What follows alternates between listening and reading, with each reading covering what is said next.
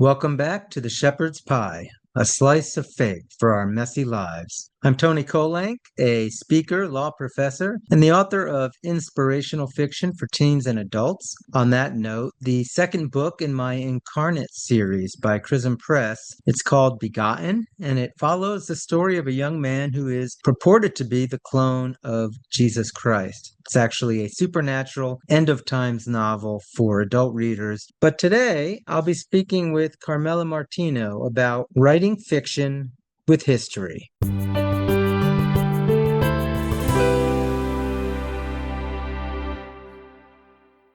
My guest today is Carmela Martino, an author, speaker, and writing teacher. She holds an MFA in writing, and she taught college writing classes for over 20 years. Her articles, poetry, and short stories have been published in newspapers, magazines, and various anthologies. She's also the author of two award-winning novels, the middle grade novel, Rosa Sola, based on her experiences growing up in an Italian immigrant family, and the novel that we're going to focus on today, which is her young adult historical romance called Playing by Heart, which was inspired by two amazing sisters who lived in 18th century Milan. That book has been recently re-released with new materials, and Carmela will tell us about that. So Carmela, welcome back to the Shepherd's Pie. Hi, Tony. It's great to talk to you again. Yeah, so it's been a while actually since you've been on the show. So I know you've had a lot going on in your life. So maybe kind of give us what you've been up to in the last few years.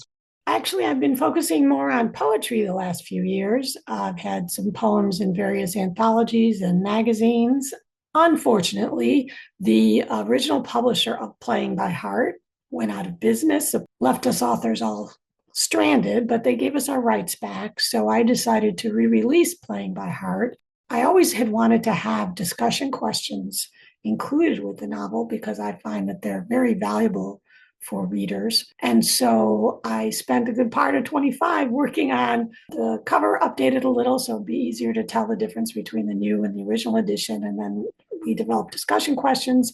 And we also now have a separate teacher's guide that's downloadable from my website. So the discussion questions could be used in a book club or by a classroom teacher or homeschool teacher. But the teacher's guide has additional activities specifically for homeschooling or teachers' uses.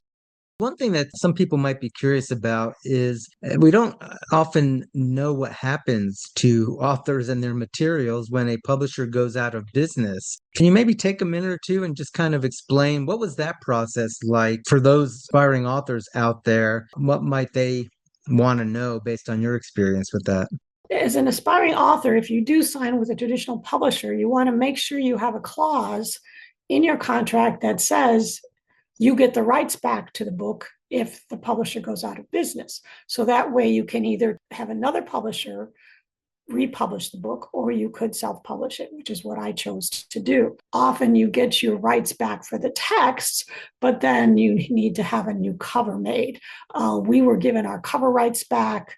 I changed mine a little. It's still very recognizable, but it has slight differences. You know, I wonder almost if this is an opportunity for authors when something like this happens, because I know a lot of publishing houses, they put out your stuff, then they move on and put out somebody else's stuff, and soon years and years have gone by, and your book is on some backlist. Did you feel like this sort of gave you an opportunity to sort of revive the book again, make it fresh?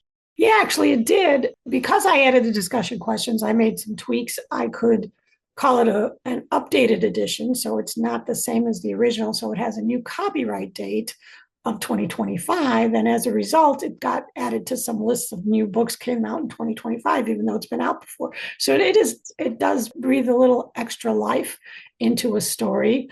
The book already won numerous awards, but if it hadn't, I could even have submitted it for awards because it would be considered a new book with a 2025 copyright date. And hopefully, I am hoping to connect with new readers, people that may not have heard about it when it came out the first time. As you said, it ends up on the backlist and people forget about it. So yeah, it's like having a new book out, getting to talk about it again. So that can be an advantage if you're willing to do the work. But another thing that can happen is the publisher chooses not to publish your book anymore if the sales reach below a certain threshold. And again, if you're an aspiring writer, when you get a contract, you want to make sure those thresholds are defined so that you don't have a book out there that's not selling. And when the publisher isn't promoting your book and it's not making enough sales, you want your rights back. And so that was in my clause in my first contract with Rosa Sola. So I got the rights back because of that in that case, and also republished that book on my own. So I actually have two books now that I have self-published, which is convenient because then you create up a publishing company, so you have to do that anyway. So now I have a second book out with that publishing company. All right, so tell us then about the premise of Playing by Heart. Playing by Heart, as you mentioned, was inspired by two real sisters.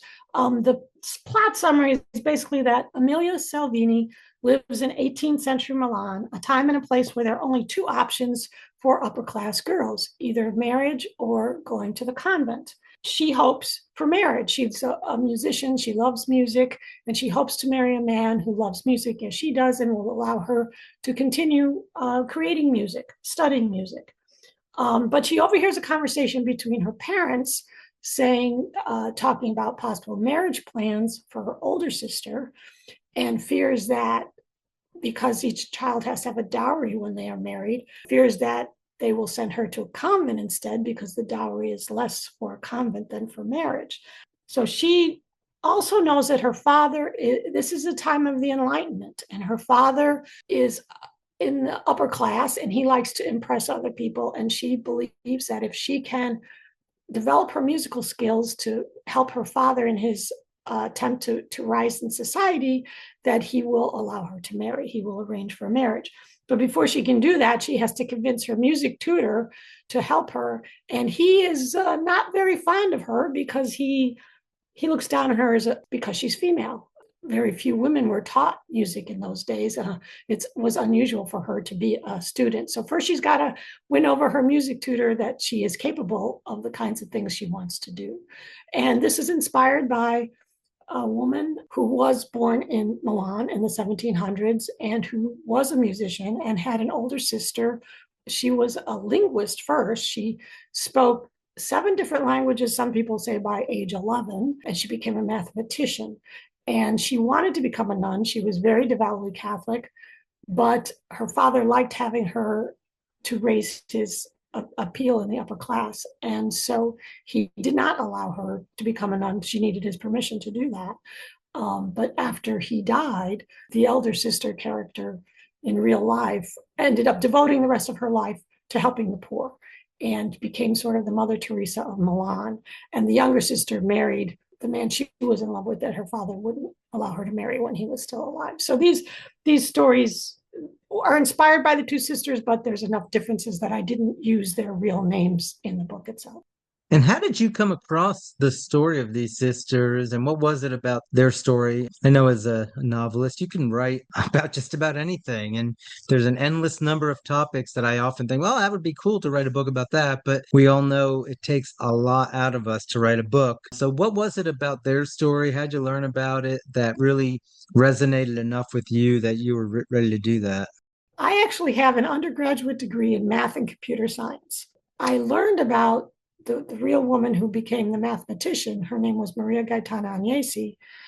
I learned about her a few years back when I read an article about little known women of history. And I was appalled because here was this Italian mathematician who she was well known for writing the first book that covered everything from basic math to calculus, because calculus was relatively new at that time. This book was award-winning, acknowledged book, and I had never heard of her, and I had a degree in math and computer science, and she could have been a role model, plus she was Italian, as I am Italian. So I was really upset that I'd never heard about her, and I set out to write a biography about her, which I'm still hoping to sell one day, which I haven't sold yet, a biography for young readers. But in the process, I was intrigued by, I learned about the younger sister and the relationship and how the father actually used the daughters to advance his status in society.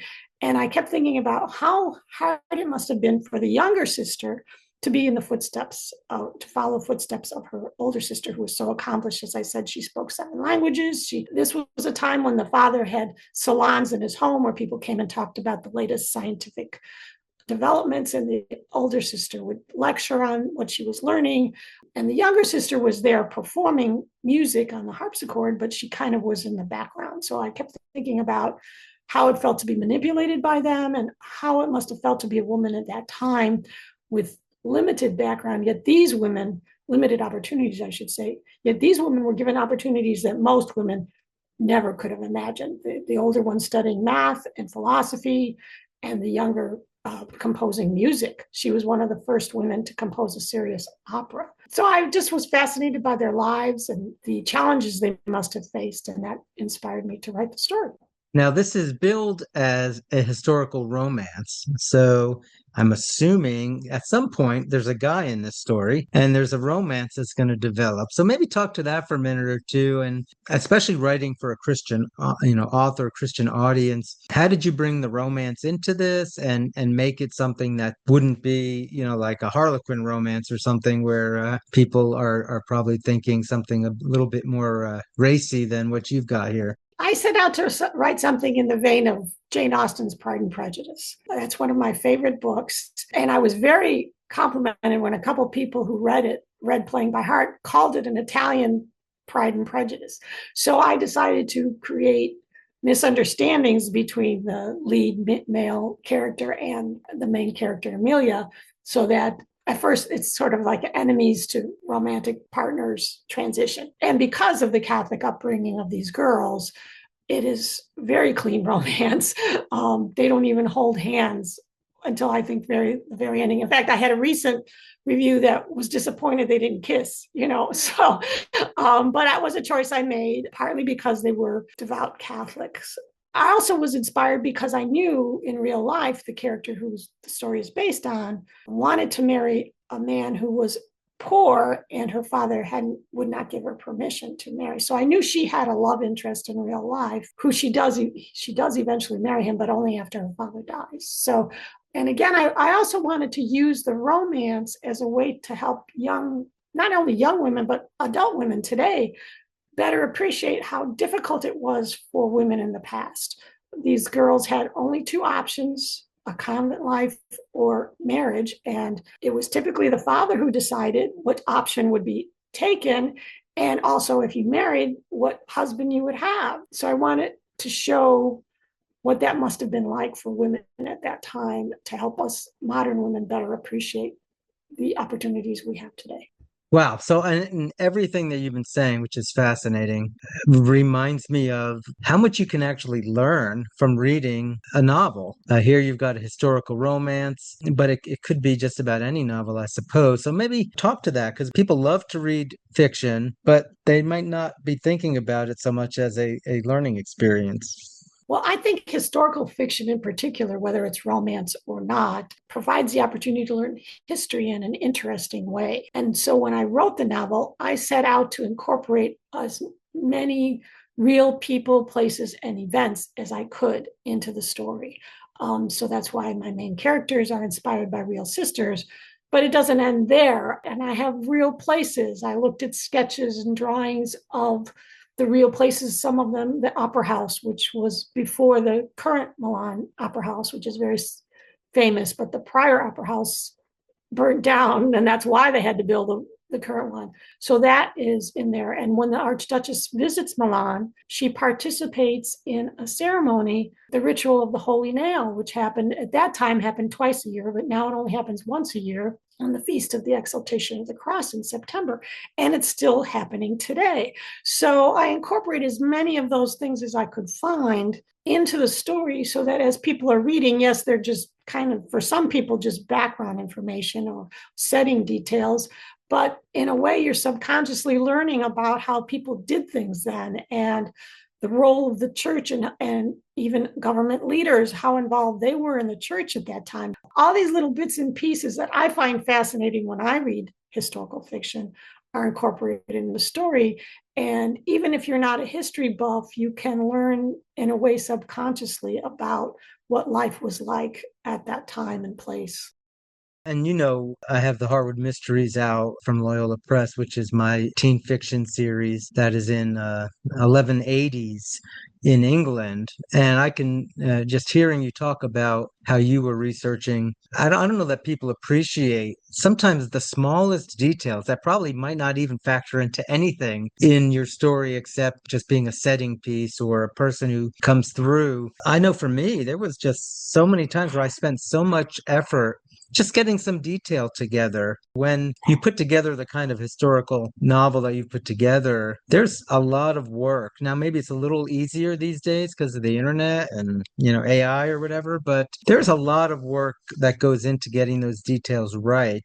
So now you came up with these discussion questions. What kinds of questions are these? Are these the kinds of questions that people are learning about history with, or are they other types of focal points?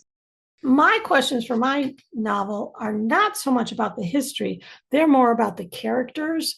One of the questions that I have is asking readers, how do you think life would be for those characters if they lived today? How would their lives be different? And also, if you lived at that time, how would you have responded to the events that happened in these girls' lives? Would you have behaved the way they have behaved? I also ask about, what were your assumptions going into reading this story? What did you assume women were allowed to do at that time, or what their lives were like? And did you learn anything? Were you surprised by what you learned, or did it challenge the assumptions that you had going in? And that gets people reflecting about how we have assumptions about life in the past. And I have to say, Tony, I can't imagine the research you did, because you're talking farther back than my story. Your Harwood Mysteries, I think researching those would have been really hard. I had enough difficulty for the 1700s, but I think the farther back you go, the more difficult it is, because we have fewer resources to fall back on. And as you said, I would spend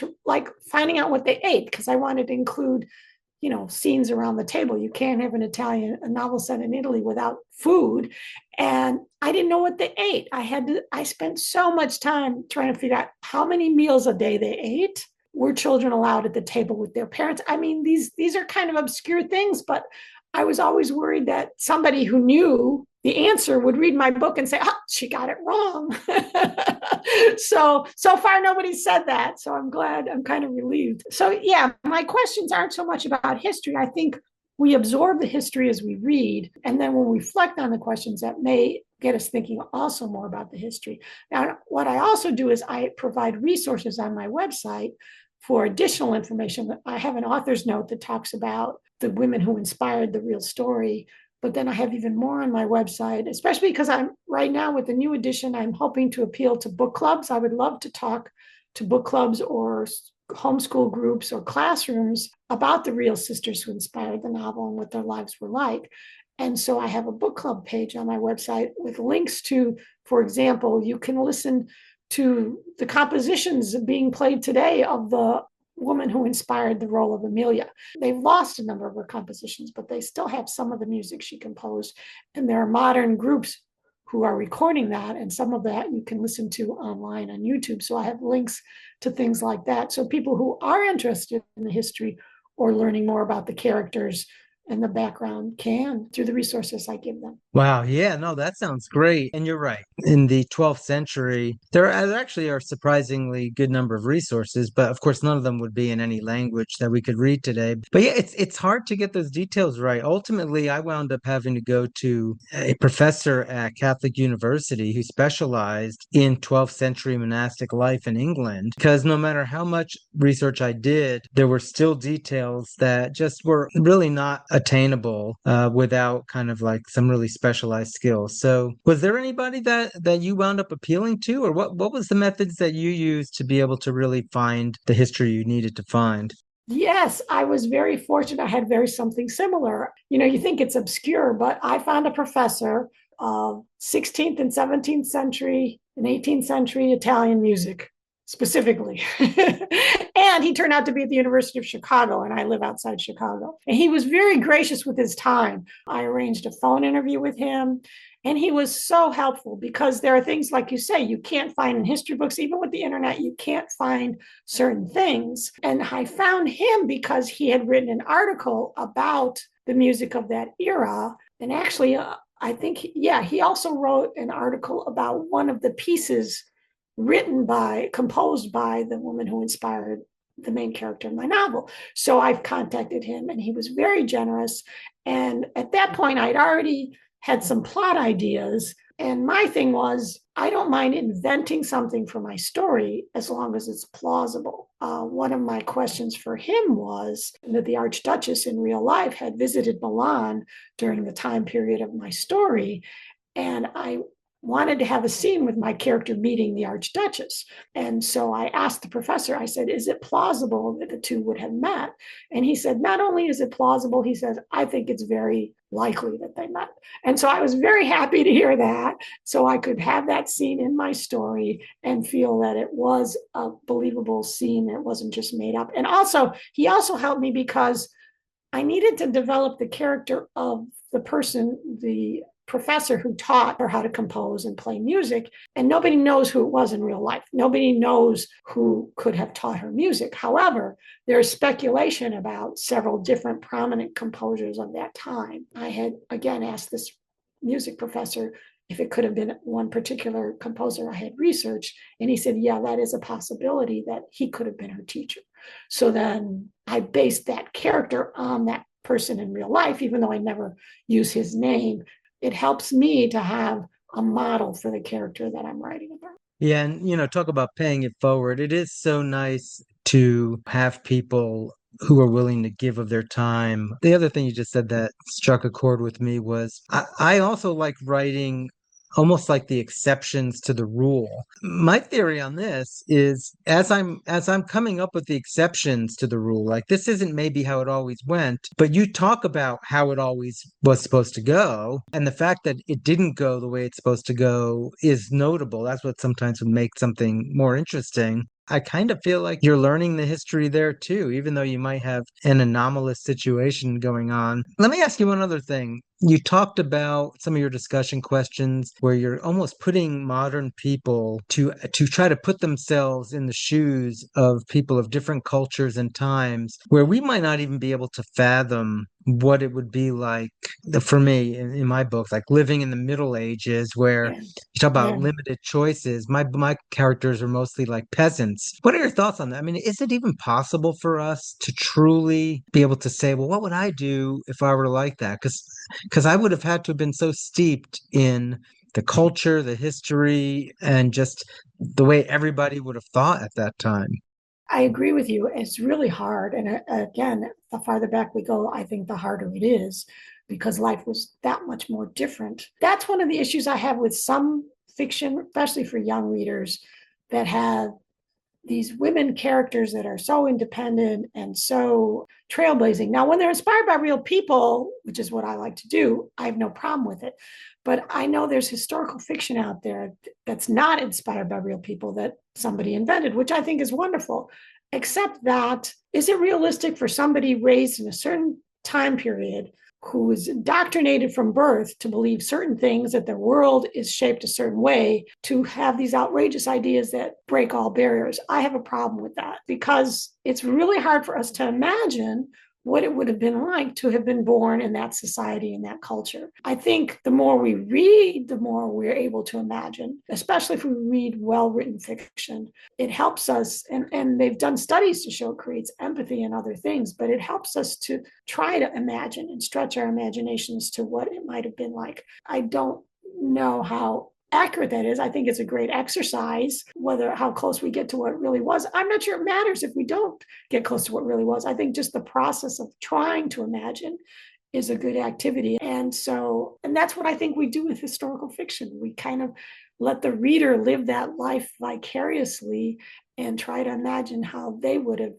survived and whether they could have thrived in that kind of atmosphere. Yeah, no, you're right. There are so many challenges. And the one that I struggled with, especially in the Harwood Mysteries one, was on the one hand, not having characters who are totally anachronistic so that you're like, there's no way a character would ever do or think this. But on the other hand, to have a character that would be relatable to a modern person, especially modern youth. So I kind of feel like because it's historical fiction, there is a little bit of license I think for the author, there may be some things you're like, well, yeah, that may be a stretch that somebody might have thought like this, but somebody would be able to relate to it a lot more right now, especially, a younger person. But yeah, no, that was something I struggled with myself because one of my characters, Christine, is particularly a lot more modern, probably in her, way of thinking than the typical girl would have been at the time. Well, But I read it and I thought she was believable. I mean, you can have, and it is realistic to have some people who don't fit the mold. There's always people in every society and culture who don't quite fit the mold, and I don't have a problem with that as long as it's done within that culture and it fits the story. And I think in your books it does. I never felt out of place to me in your story, whereas I have read the other books where it did feel out of place. So I appreciate you saying that. Actually, yeah, yeah, that's yeah. right. I forgot But I think that's that you know maybe those stories. some of the value of like these supplemental materials. Like I know Loyola's provided some great materials to go with your books to really inspire readers to think about those kinds of things and what it might have been like. And the thing I keep coming back to also is I talk about in some of the questions about the emotions that motivate the characters. We are human no matter what era we lived in. We still struggle with the same emotions. We still have fear, which is one of the motives for one of my characters. And we also have jealousy, which is one of the motives I felt my character was jealous of her older sister. And so there's some sibling rivalry going on. So that even though my story was about characters in the 1700s, young people in the 2000s can definitely relate still to being sibling rivalry or having their parents push them into something that they don't want. We still do that to our children today, parents. So I tried to pick up on that, the parts of our humanity that doesn't change with time. Yeah, absolutely, right. There's nothing new under the sun. King Solomon saying that in the Old Testament, Mm-hmm. and human nature really hasn't changed. So, if folks want to get a hold of this new edition of Playing by Heart or the new Rosa Sola, learn more about you, where should they go? Well, probably the easiest is to go to my website, carmelamartino.com, which is just one L in Carmela. And I have links there. I have more background on both novels and links to where you can purchase them, basically wherever books are sold. The book is available both in paperback and ebook. And if God wants it, maybe someday as audiobook too, but we're not there yet. Well, wonderful. Well, it has been so great talking to you again, and I'm so glad that the books are back out there. It's been wonderful having you back on the show. Thank you. My pleasure. And good luck to you with all your new endeavors going on too, Tony.